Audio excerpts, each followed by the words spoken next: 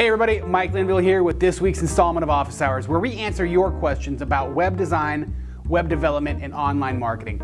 Now this week, Jacob writes, Mike, you've been talking a lot about WordPress security lately, and I'm pretty freaked out. What's the one thing that I can do today to make my site more secure?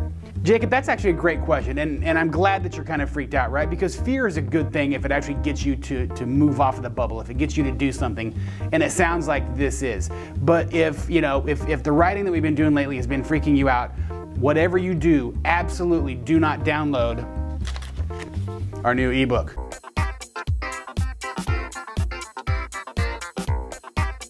It's 21 pages of stats that are really going to scare the crap out of you, okay? So don't do that, whatever you do. If you look around the WordPress website, WordPress.org website, you can find a complete history of all of the different versions. You know, it'll tell you about the different changes that have been made, it'll tell you about all the upgrades that have been made, and it'll also tell you about all the security issues that have been made. So for example, if I'm a hacker and I just read that WordPress patched a hole in version 3.3.2, then it would be safe for me to assume that in version 3.3.1 and before, I could get access to that exploit and do whatever it is that I wanted to do. And that's exactly what they do, okay?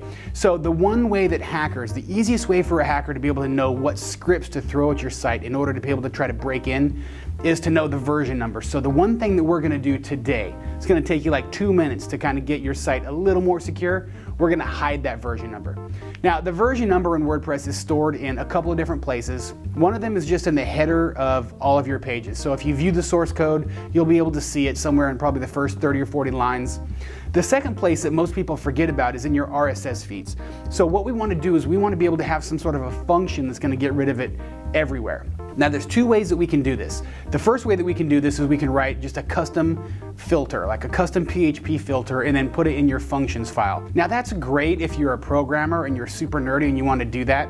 Not a lot of people are. So the second option, which is the one that we're going to opt for today, is just to go ahead and use a plugin to do this. Now the plugin that we like that serves this purpose and much more is called WP Security Scan. I like this plugin because it's fast, it's easy to install, you don't need to be a coder, and because it's an actual plugin, it's going to use the plugin interface and alert you when there's new updates or things like that, so that way you can keep abreast of it and you can keep on top of it, okay?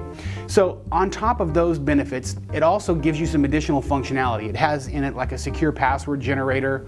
It's got a screen in there that'll tell you about the file permissions on your site and things like that. So if there's insecure file permissions, you can go ahead and tighten those things down. So Jacob, that's it. 2 minutes, go ahead and install WP Security Scan, get rid of that version number, and you're gonna make your site just a little bit more difficult to get into, okay? This is Mike Linville from Black Dog Education. Now, if you liked this video, make sure that you like it. Pass it around to your friends, leave some comments down below. And if you want to have a question answered in this type of a format, just go to our Facebook wall, just facebook.com/blackdogeducation.